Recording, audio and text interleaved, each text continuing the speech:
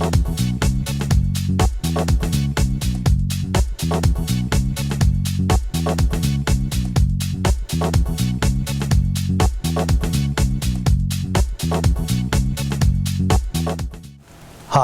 my name is Allan Madan. I'm a chartered accountant and a tax expert in the Mississauga, Toronto, and Oakville regions of Ontario, Canada. Are you an IT contractor or a consultant that's working on a contract basis? If that's you, then you should be aware of the personal service business rules and how they affect you and your taxes. The rules have changed, so it's important that you watch this video. What is a personal services business and why should you care? A personal services business can be described like this.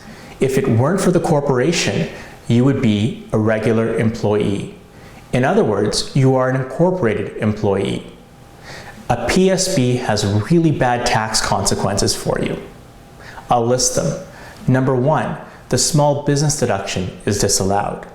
Number 2, a special penalty tax is levied, thereby increasing your taxes. Number 3, deductions for expenses that you incurred are denied.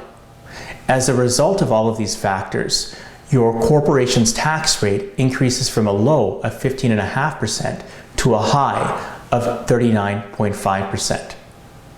There are 6 major factors that the CRA looks to when assessing whether your corporation is a personal services business. Let's get started on them. Factor number 1, control.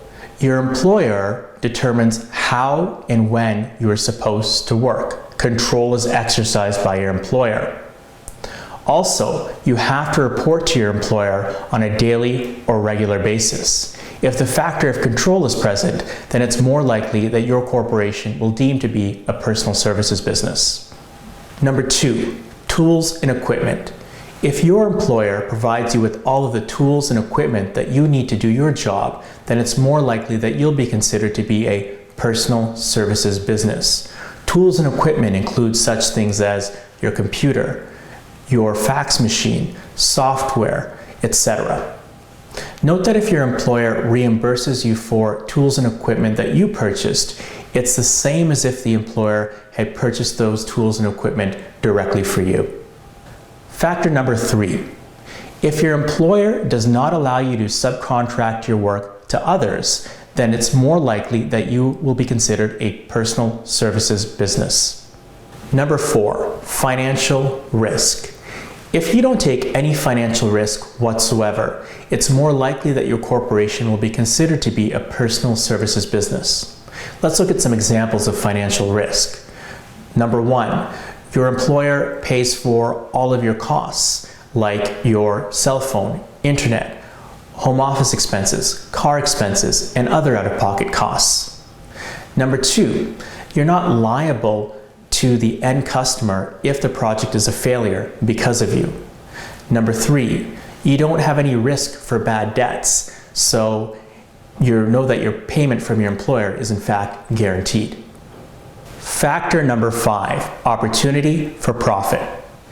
If you do not have the opportunity for profit, it's more likely that your corporation will be considered to be a personal services business. Some examples are, number 1, you're paid on an hourly wage basis instead of a project basis. Number 2, you're not entitled to a percentage of your employer's sales or profits, regardless of how good of a job that you do. Number 3, you're not paid on a milestone achievement basis or a project successful completion basis. Factor number 6, financial dependence. If you are financially dependent on your employer, you're more likely to be considered to be a personal service business. Oftentimes, this means that your only customer is your current employer, as opposed to having a multiple number of customers. So far, this sounds like all doom and gloom, but there is good news. The good news is now you know what the CRA looks for when assessing whether a business is a PSB. So you now have the inside information. Go back and look at your contract to see if there's things that you can change, or consult an accountant to see how you can avoid the PSB rules. In my next video, I'm going to discuss exactly that, how to avoid the personal service business rules. I hope you enjoyed this video. Please like, comment, and subscribe. It really helps me. Also, get access to your free report, 20 Tax Secrets on How to Beat the Tax Man, the link for which is shown at the end of this video. Thanks for watching, and see you next time.